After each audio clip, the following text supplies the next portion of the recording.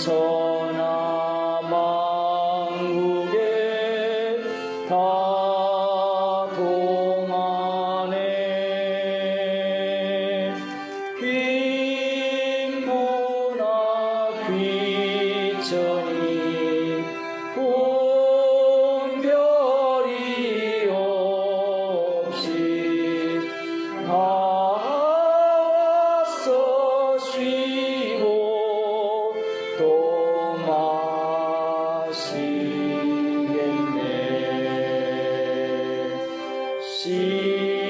신기한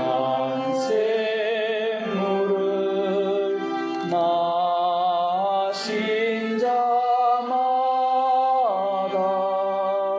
목 다시 가라지 아니하고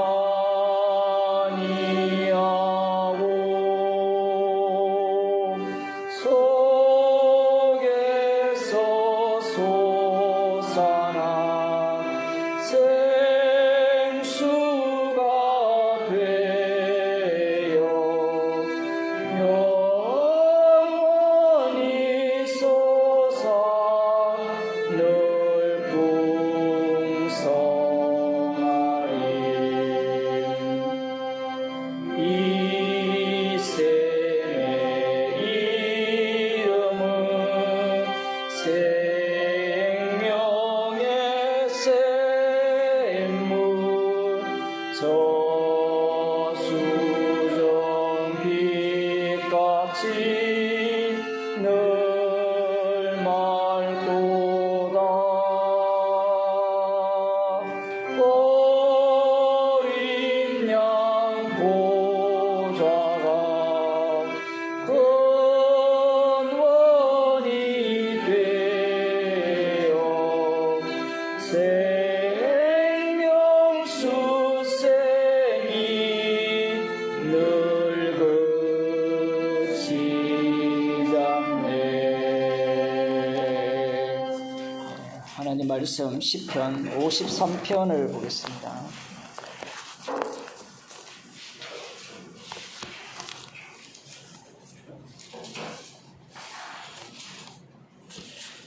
시편 53편은 시편 14편의 내용과 거의 똑같아요.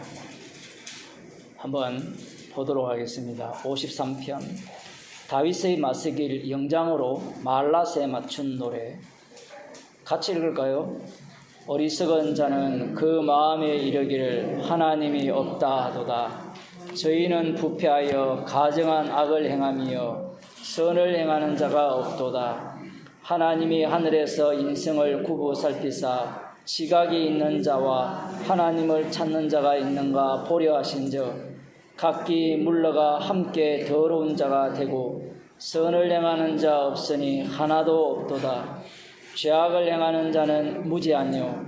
저희가 떡 먹듯이 내 백성을 먹으면서 하나님을 부르지 아니하는도다.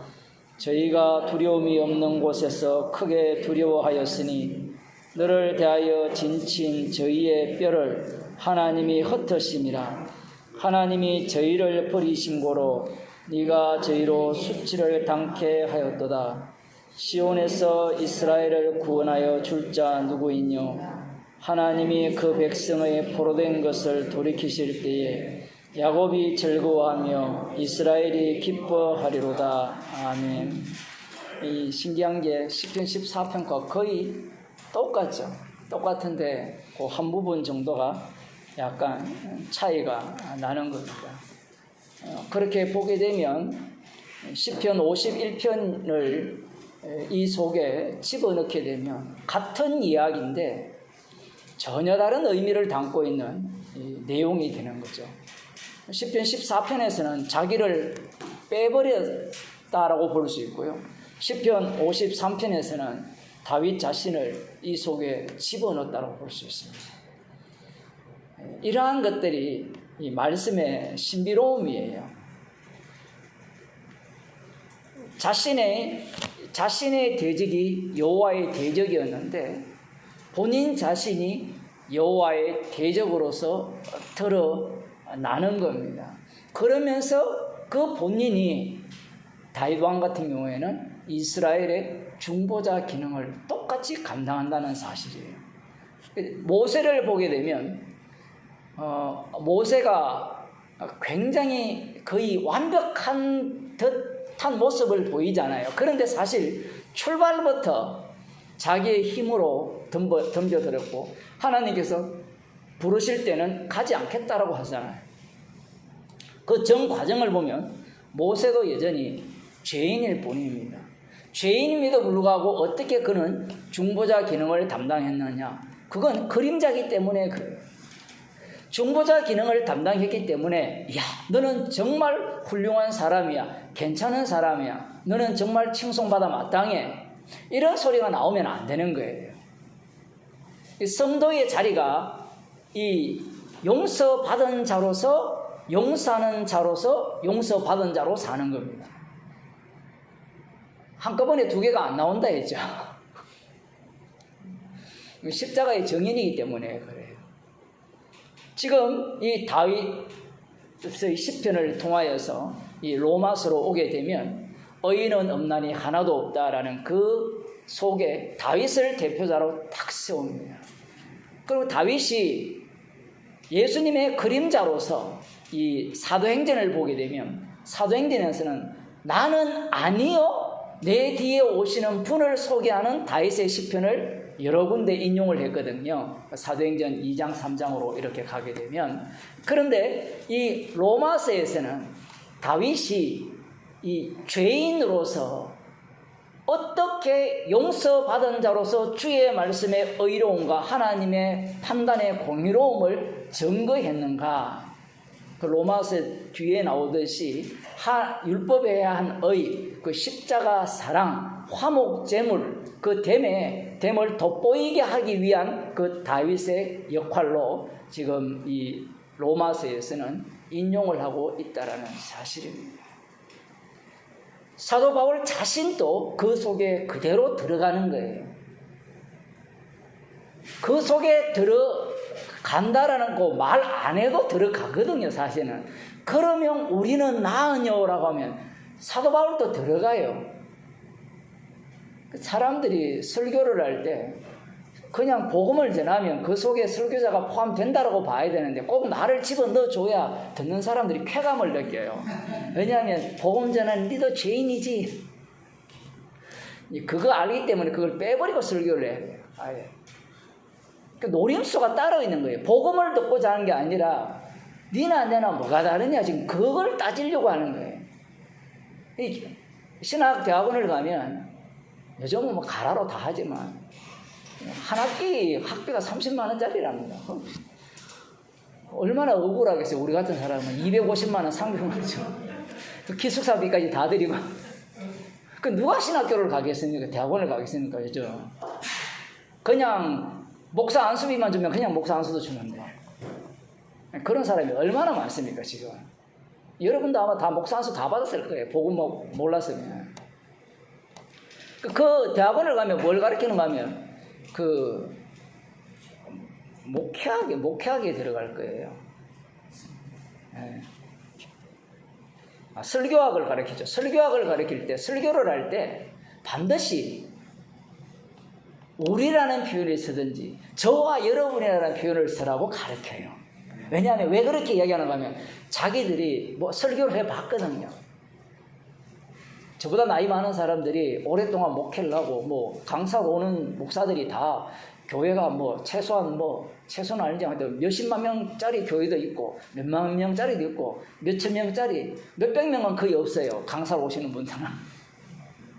그들이 경험을 해봤거든요. 설교를 해보면 목사를 포함시켜야 이게 겸손의 모양을 뜬다고 생각하거든요. 근데 사실 말씀 안에는 이미 모두예요, 모두. 십자가 앞에서는 나 빼고가 없어요. 만일에 어떤 목사가 나는 빼고라고 설교를 한다든가 자기를 빼버린다면 그 사람은 복음 전파하는 사람이 아니에요. 그런 사람들의 특징은 나를 따르라는 거예요. 나를 따르라. 그 자기가 교주가 되고자 하는 사람들이 설교를 그렇게 하는 겁니다. 그런데 교주가 되는 방식에 있어서 더 고차원이 방금 이야기했던 자기도 죄인이라고 말하면서 복음은 없고 사람들이 그런 사람을 더 따르거든요. 또. 자기를 낮추는 자는 높인다고 했으니까 우리 목사님은 자기를 겸손하게 낮추더라. 성경을 모르면 꼭 그런 걸 갖고 시비를 걸어요. 저한테는 제가 좀 못됐기 때문에 그렇게 시비를 걸으면 전 반대로 얘기를 해버려요. 반대로 얘기를 해요. 반대로 하면 상대방이 더 화를 나거든요. 복음을 들을 마음이 없는 거예요. 너도 죄인이지 않느냐? 그 얘기하고 싶은 거예요. 이 다윗을 보게 되면 한쪽 면에서는 핍박받는 자로서 복음을 전하는 자로 주님을 증거하는 자로 드러나고 또 한쪽 편에서는 자기가 가해자로 드러나면서 그것을 덮어선 자로서 또 복음을 전하는 자로 드러나죠. 그러면 다윗이 과거에는 그랬는데 바세바 사건 이후에는 우리아 사건 이후에는 훌륭하게 살았더라. 천만의 말씀이에요. 우리는 이 시점을 지나면 더 이상 과거로 돌아가지 않는다고 생각하는데 십자가 앞에서는요, 의인은 없나니 하나도 없다라는 거 확정해버려요.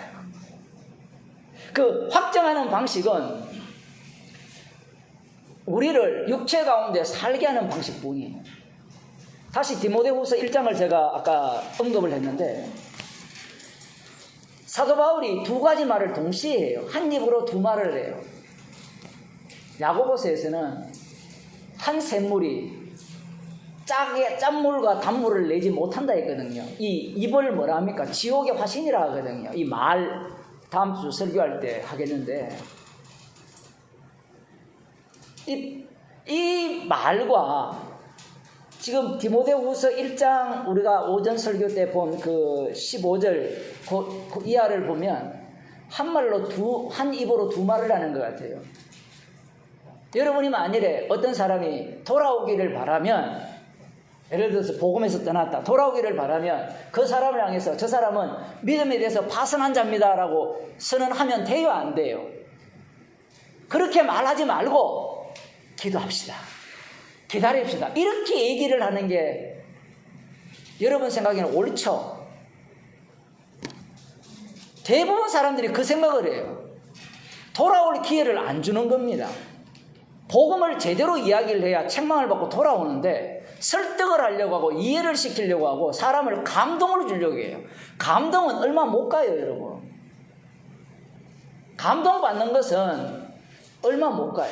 사도 바울이 뭐라고 하는가 하면 아시아에 있는 모든 사람이 나를 버린 이 일을 네가 안 하니 버렸다라는 말을 해버려요. 그래서 버렸다라는 말 속에는 뭐까지 들어갑니까? 믿음에 관하여는 파선하였다라는 이야기예요. 믿음에 관하여는 버리움을 받았다라는 겁니다. 그 중에 누가 있는가 하면 이 부겔로 호메게나가 있고 오네 시보로의 집이 있는 거예요. 그러면서 이들을 위해 기도하거든요. 아니 버렸는데 왜 기도합니까? 네? 말씀이 그렇다는 것은 그렇다는 거예요. 아니라는 것은 아니라면서 이 사도 바울은 정인이기 때문에 정인은 십자가의 정인이죠.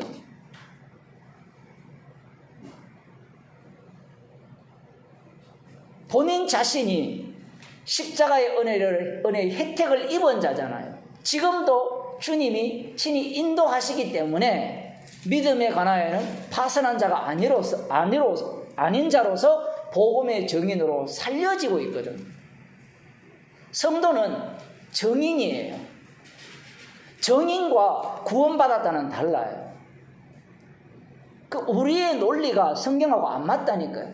믿음에 관해 파선했으니까 오전에도 그런 얘기했지만 저 사람은 처음부터 선택 못 받았네. 이런 소리를 우리는 하고 싶잖아요. 해도 돼요. 해도 되는데 해놓고 기도해. 해놓고 개와 돼지에게 진주를 던지지 말라. 사도행전을 보세요. 계속해서 진주를 던지거든요. 신기하지 않습니까? 제가 보기에는 그 말씀의 핵심은요, 진주에게 던지지 말라, 짓밟고, 이 얘기는 예수님에게 적용시키면 예수님이 진주를 던졌잖아요. 던지니까 짓밟아서 죽여버립니다. 성도가 그 상황으로 내몰린다는 얘기예요. 근데 우리는 그런 말씀을 보면 개돼지에게 진주를 던지지 말라. 그 말씀도 말씀대로 가야 돼요. 예수님이 어떤 데는 피해버리거든요. 그 말씀도 또 있어요, 따로. 그런데 우리가 그런 말씀을 들을 때 나중심으로 들으면 어떻게 됐습니까? 개돼지에게 진주를 던지지 말아야지. 그 지는 뭐냐? 지가 개돼지거든요. 복음 앞에서는 개돼지 않은 사람이 없습니다. 제가 지난주 수요일 날 설교를 할 때 그 전주부터 70일의 완성, 표적, 요나의 표적 이 얘기를 말씀을 드렸잖아요. 거기에서 그 가나안 여인, 그 여인이 7일의 완성 속에 혜택을 입은 자거든요. 그러면 이스라엘 집에 잃어버린 자는 어떤 자여야 되느냐라고 할 때는 자기를 개와 같이 여기는 자만이 잃어버린 자예요. 자기를 이방 여인이기 때문에 그 얘기가 아니라 유대인들 입장에서 가나안 여인을 봐야 돼요. 가나안 여인은 자기는 개도 자녀들의 상에서 떨어지는 부스러기를 먹지 않습니까? 이 상황을 주님이 끌고 오게 되면 이스라엘 집에 잃어버린 양을 이야기했잖아요. 그러면 그걸 유대인들한테 집어넣으면 잃어버린 자는 자기가 개가 돼야 돼요. 그런데 남은 자들이 누가 스스로 자기를 개라고 인정하겠습니까? 개는 지옥 갈 자들이거든요. 이방인들이 지옥 갈 자들이에요. 지옥 갈 자가 어떻게 천국으로 갈 수 있느냐? 불가능합니다. 그래서 제가 그 설교를 할 때 그런 엄마라면 다 그렇게 하지 않겠습니까, 여러분? 여러분의 자녀가 공부를 찌질이 못하는데 기도해서 예수님께 기도가 들어준다 하면 주인의 상에서 떨어지는 부스러기도 먹지 않습니까? 이거 하지 않겠어요? 개라도 좋습니다. 하지 않아요, 여러분? 자식이 있어 봐야, 죄송합니다. 자녀운동입니다. 그런 생각을 해요. 그러면 그 자체가 부정되느냐? 그 자체가 부정되는 건 아니에요. 거기에 주님의 믿음을, 십자가를 집어넣어버리면 그 속에는 무엇이 담겨있느냐라고 할 때는 유대인들이 자기를 어떻게 해서 개로 여길 수 있느냐, 지옥가도 마땅하다고 여기느냐. 이 다윗을 보게 되면 나단 선지자가 찾아 말을 해도 안 돼요. 직접 지시를 해줘야 되는데 신약에는 예수님이 지시해도 안 돼요.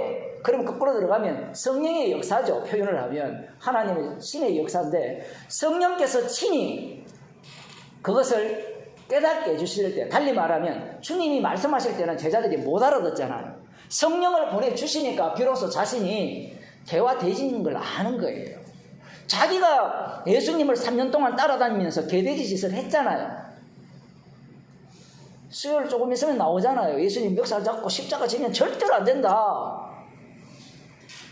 자기가 그런 자로 드러나지 아니하면 이스라엘 집에 잃어버린 자로서 찾은 바 될 수가 없는 겁니다.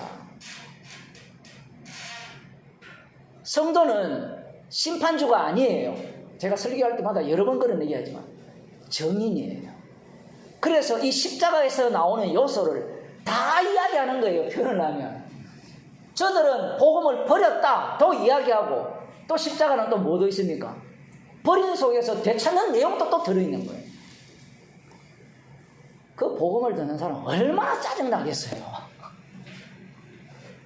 예? 상대가 지금 자기를 도와줄 때도 있었지만 엄청나게 공격을 하잖아요. 그 공격하는 사람을 기도 위에 기도하고 싶겠습니까? 말씀은 우리가 불가능한 말씀만 하는 거예요. 원수를 사랑하라. 원수가 만들어져야 사랑하는데 그 원수를 주님이 만들거든요. 근데 독특한 것은 성도에게 말씀을 하셨으니까 성도에게 원수는 누구밖에 없습니까? 복음을 전했을 때 선한 마음으로 목숨 걸고 전하잖아요. 목숨 걸고 전하는데 상대는 그걸 어떻게 해버립니까? 개돼지처럼 달려들죠. 그를 위해 기도하라는 거예요. 스데반 집사가 돌에 맞을 때 그 상황이잖아요. 그 기도의 응답이 사도 바울이 될지 미리 좀 보여주시지. 그런 거 없습니다. 주님도 십자가에 달려 죽으시고 난 뒤에 자신의 기도가 그대로 성취가 되거든요. 저들의 죄를 저들에게 돌리지 마옵소서라는 그 혜택을 입는 자들이 따로 만들어지고 생성이 되는 겁니다. 하나님의 말씀은요, 사람을 좋게 하는 말씀이 아니에요. 갈라디아서에 보면 다른 복음의 특징은 사람을 좋게 하는 거예요. 그래서 성경을 자꾸 사람 중심으로 이해를 해요. 제가 늘 이야기하잖아요. 여러분들은 제 말을 안 들어요. 사람은요, 사람 말을 안 들어요. 에이, 설득하면 되잖아요. 아니에요. 두 부류밖에 없어요. 성령의 인도하심을 받는 자와 악령의 인도함을 받는 자 두 밖에 없어요. 그래서 설교가 설득이 될 수가 없는 거예요. 사람들이 보기에 설득하는 것 같죠. 설득해서 될 것 같으면 그건 악령의 가르침이에요. 그 악령의 가르침은 결국은 사람을 좋게 하는 거기 때문에 사람을 자기 종으로 만드는 거예요. 두 부류밖에 없습니다. 예전에 어떤 분이 저보고 어떤 분을 설득해보라, 가르쳐라 그러는데 제가 어떻게 가르쳐요? 여러분도 제 말 안 듣잖아요. 맞잖아요. 제 말 듣습니까? 제가 그랬어요. 어떤 분한테. 본인도 내 말 안 들으면서 내가 뭘 남한테 가르치고 하니까. 그러니까 그 사람의 특징이 뭔가 하면 사람들이 이렇게 모이니까 성도들이 제 말을 듣는 줄 알아요. 사도 바울을 보세요. 자기 말 안 들어요. 이 사태 자체를 뭘로 봅니까? 주께서 조성하신 환경으로 봐버립니다. 환경으로 보니까 십자가 사건의 심판성은 심판성대로 나오고 긍휼은 긍휼대로 쏟아져 나오면서 본인은 그 속에서 정인으로서 그 역할을 다 하고 있는 겁니다. 기도하시겠습니다. 하나님 아버지, 십자가의 피로 저희들을 구원하셨기에 그 피를 자랑케 하기 위한 구원받은 자로 살게 하여 주옵소서. 십자가의 심판성과 십자가의 긍휼이 저희들 몸을 통하여서 주께서 마음껏 증거하여 주옵소서. 예수님 이름으로 기도드리옵나이다. 아멘. 하늘에 계신 우리 아버지여, 이름이 거룩히 여김을 받으시오며 나라의 임하시오며 뜻이 하늘에서 이루어진 것 같이 땅에서도 이루어지이다. 오늘날 우리에게 일용할 것을 주옵시고 우리가 우리의 죄들을 사하여 준 것 같이 우리 죄를 사하여 주옵시고 우리를 시험에 들지 말게 하시고 다만 악에서 구하옵소서. 대개 나라와 권세와 영광이